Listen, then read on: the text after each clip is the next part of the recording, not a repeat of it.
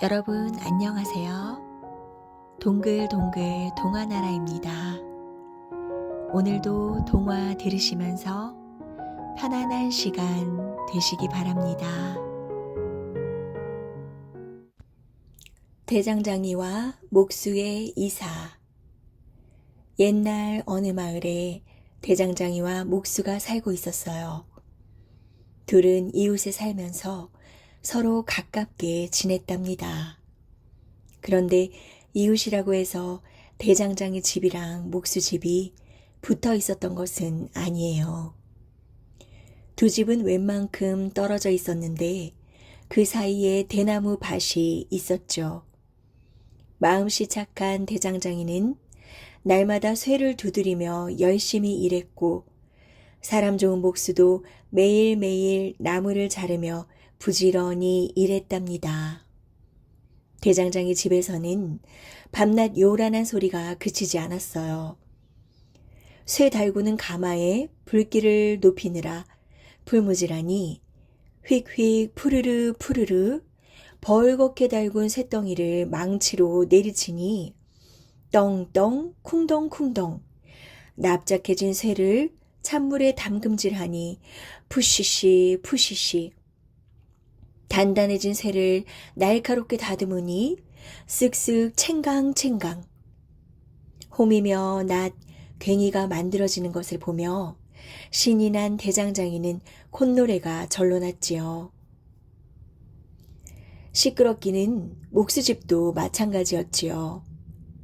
커다란 통나무를 자르느라 톱질하니 쓱싹쓱싹 우지끈 거칠거칠한 나뭇결을 곱게 다듬느라 대패질하니 싸르륵 싸르륵 모양새 맞춰 여기저기 못 박느라 마치질하니 뚝딱뚝딱 쾅쾅 목수는 요란한 소리가 음악이라도 되는 양 박자에 맞춰 엉덩이를 실룩실룩거리며 수레도 만들고 의자도 만들고 밥상도 만들었어요. 하루는 이 마을에 웬 양반이 나타났어요. 서울에서 높은 벼슬을 하던 사람인데 나이가 많아 자리를 내어놓고 시골로 쉬러 내려온 게지요. 그런데 양반이라 그런지 살 곳을 정하는데 여간 까다로운 게 아니에요. 좋은 집터를 찾는다며 직관을 데리고 온 마을을 구석구석 며칠씩이나 왔다 갔다 하는 거예요. 그러더니 대장장이와 목수집 사이에 있는 대나무밭이 천하명당이라며 집터를 잡았지요. 며칠 후 사람들이 몰려와 대나무를 모두 베고는 고래등 같은 기와집을 턱하니 세웠지요. 그리고 양반이 이사를 오는 날이었어요. 신기한 물건이 얼마나 많던지 마을 사람들이 모두 구경 왔지요. 비단 병풍에 잘게 박힌 가구, 비치색 도자기가 줄줄이 들어오는데 대장장이도 목수도 눈이 휘둥그레져서 구경을 했답니다. 그날 밤이었어요. 양반이 새 집으로 이사와 기분 좋게 잠을 자려고 누웠는데 밖이 너무 소란한 거예요. 이쪽에서 쓱쓱 챙강챙강, 저쪽에서 뚝딱뚝딱 쾅쾅. 양반은 꾹 참고 눈을 감았지만 요란한 소리는 오래도록 그치지 않았지요. 참다 참다 지친 양반이 꾸벅꾸벅 졸고 있을 때에야 잠잠해졌답니다. 양반은 그제야 한숨을 쉬며 잠을 청할 수 있었지요. 그런데 이게 웬일이에요? 새벽 닭이 울기가 무섭게 또다시 주위가 부산해지는 거예요.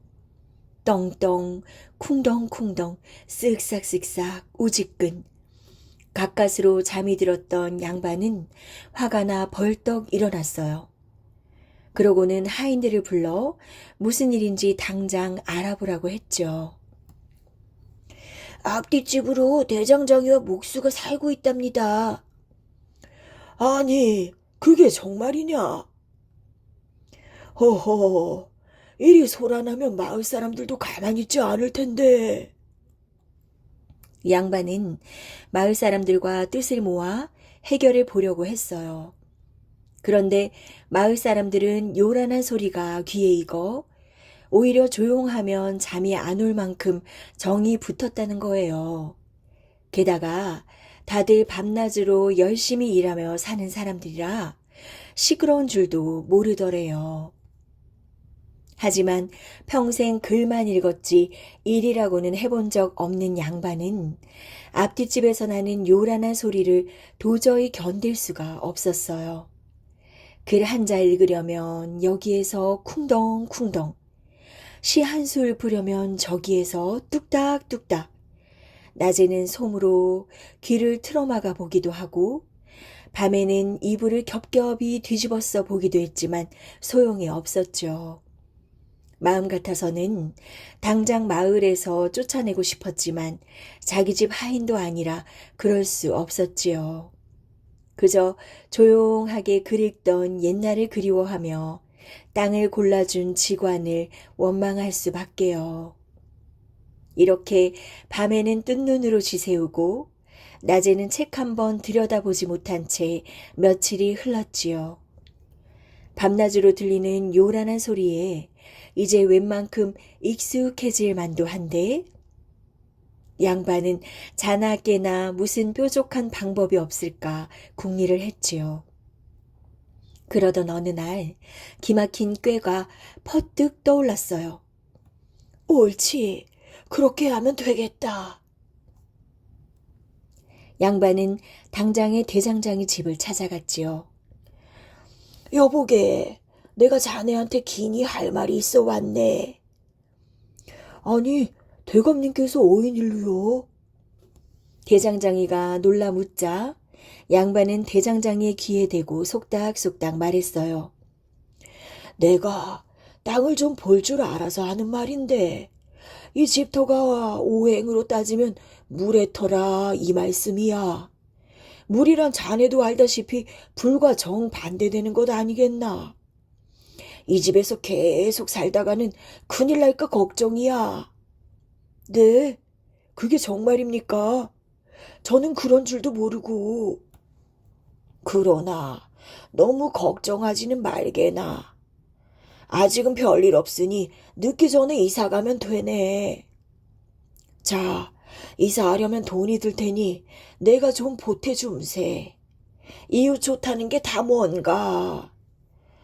아이고, 이렇게까지 소인을 생각해 주시다니요.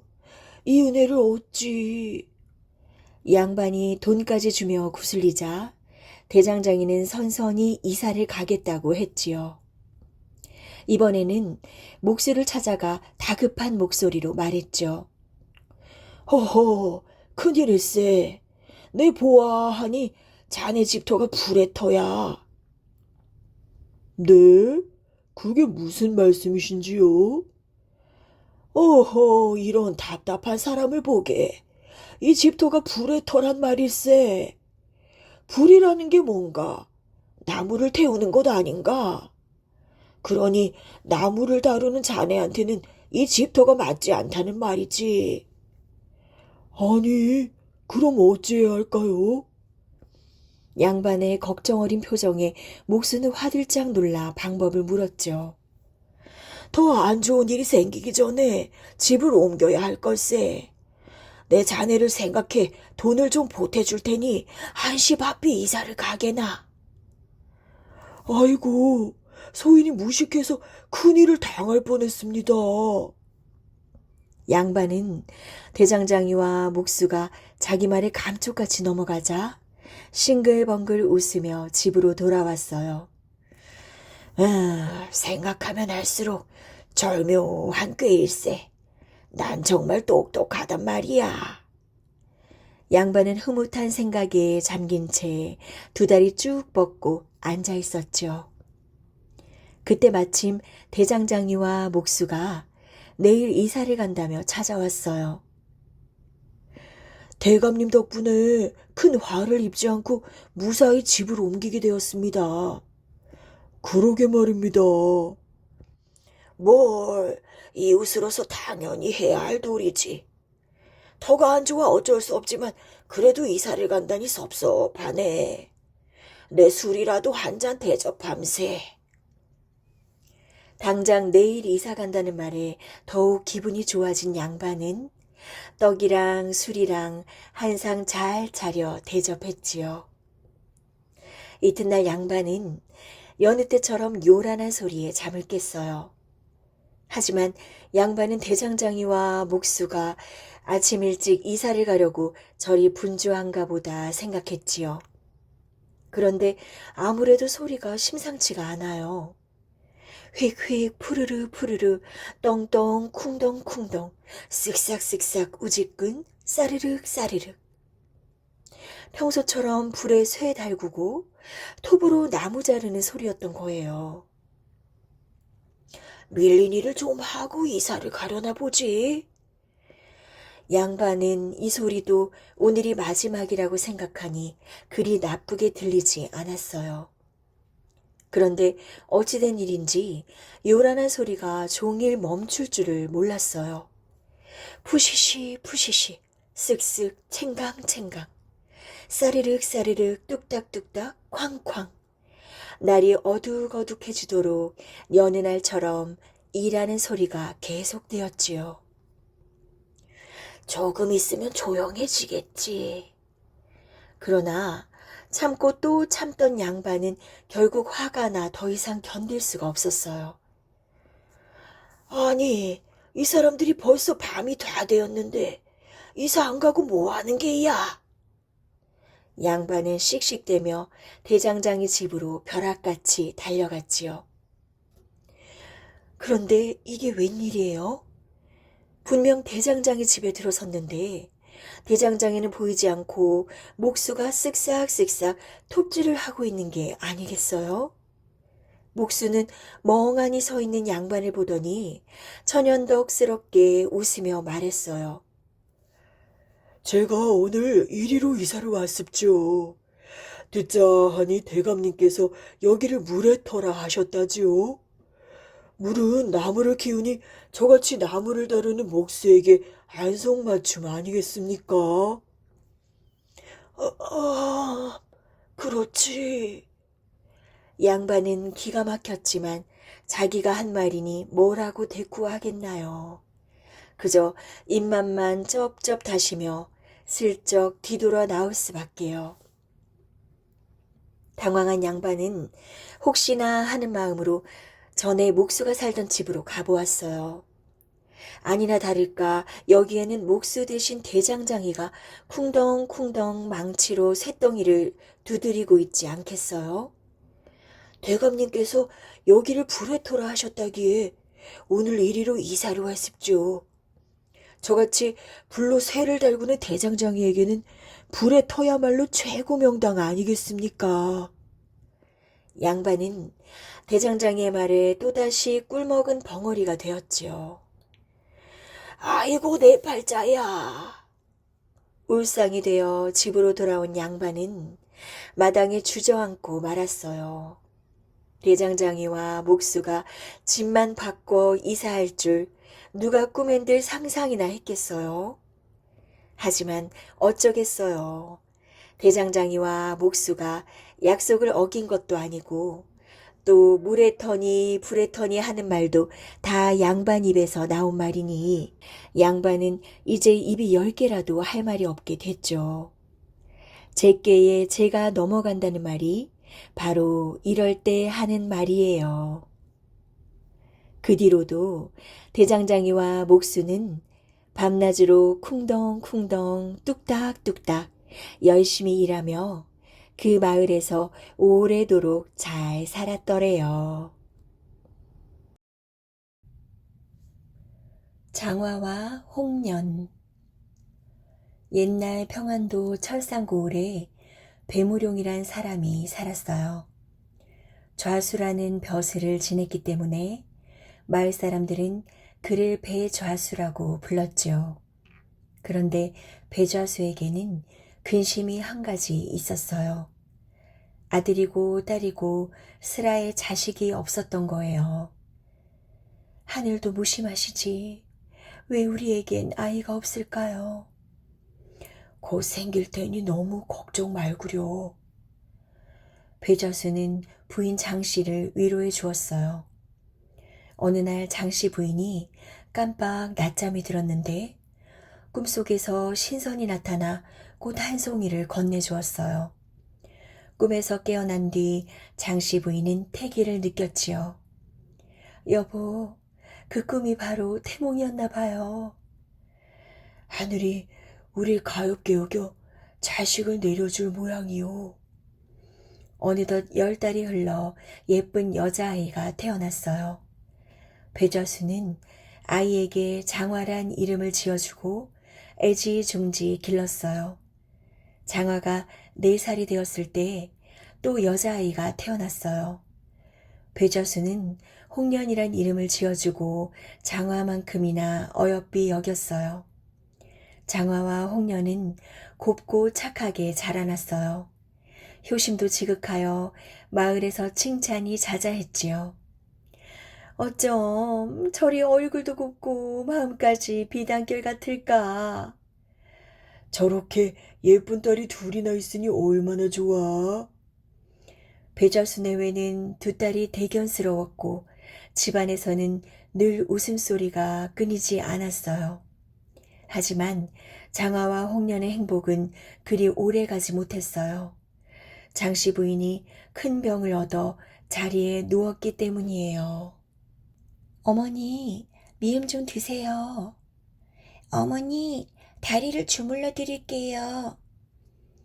장화와 홍련이 정성을 다해 돌보았지만 장씨 부인의 병은 나날이 깊어만 갔어요. 어느 날 장씨 부인이 눈물을 흘리며 말했어요. 여보, 이제 눈을 감을 때가 되었나 봐요. 부디 장화와 홍련을 잘 돌보아 주세요. 장씨 부인은 끝내 숨을 거두고 말았어요. 그 뒤 3년이란 세월이 흘렀어요. 언니, 어머니가 보고 싶어. 울지 마. 그럼 아버지가 더 슬퍼하시잖아. 배자수는 슬픔에 젖어 있는 2딸에게 새어머니가 필요하다고 생각했어요. 또 새 아내를 맞아 아들을 얻고 싶었죠. 그래서 허씨라는 여인을 아내로 맞아들였답니다. 결혼한 지 1년 만에 허씨 부인은 아들을 낳았어요. 허허허, 떡두꺼비처럼 잘도 생겼구나. 이름을 장쇠라고 해야겠다. 배자수는 아들을 얻어 크게 기뻤지만 어머니를 그리는 2딸이 늘 마음에 걸렸어요. 그래서 틈틈이 장화와 홍련을 달래주곤 했지요. 아버지, 어머니가 보고 싶어요. 오냐, 오냐 너희 맘 다 안다. 허씨 부인은 그런 남편과 2딸이 몹시 못마땅했어요. 어떻게 하면 남편에게서 저 아이들을 떼어놓을 수 있을까? 허씨 부인은 장화와 홍련을 죽일 마음을 품고 나쁜 꾀를 생각해냈어요. 그래 혀를 끌끌 차며 배자수에게 말했죠. 장화에 대한 희용한 소문이 마을에 돌고 있답니다. 아니, 그게 무슨 말이오? 글쎄, 장화가 밤늦게 마을 총각들과 어울린다지 뭐예요? 더 흉한 소문이 돌기 전에 장화를 외가로 보냅시다. 어휴, 할 수 없지. 그렇게 하구려. 배자수는 그럴듯한 허씨 부인의 말에 속아 넘어갔어요. 다음날 장쇠는 장화를 데리고 길을 떠났어요. 그런데 장쇠가 자꾸만 깊은 산속으로 들어가지 뭐예요? 장쇠야, 외갓집 가는 길은 이쪽이 아니야. 헤, 누가 널 외갓집에 데려다 준다더냐? 그러더니 장쇠는 장화를 밀어 연못에 빠뜨려 버렸어요. 바로 그때 난데없이 호랑이가 나타나 장쇠에게 달려들었어요. 으아! 사람 살려! 장쇠는 호랑이에게 물려 피투성이가 된 채 집으로 돌아왔어요. 언니는 정말 외갓집에 간 걸까? 혹시 호랑이에게 물려 죽은 건 아닐까? 홍련은 장화 걱정에 아무 일도 손에 잡히지 않았어요. 이러고 있을 때가 아니야.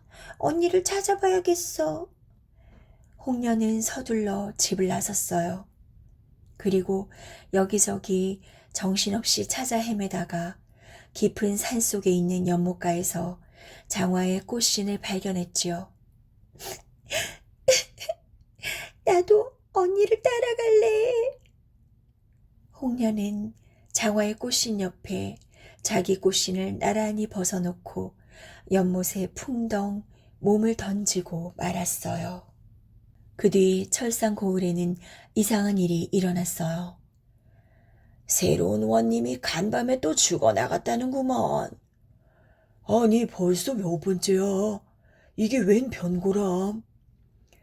새로운 원님마다 까닭 모를 죽음을 맞게 되자 마을 사람들은 모이기만 하면 수근덕수근덕 했어요.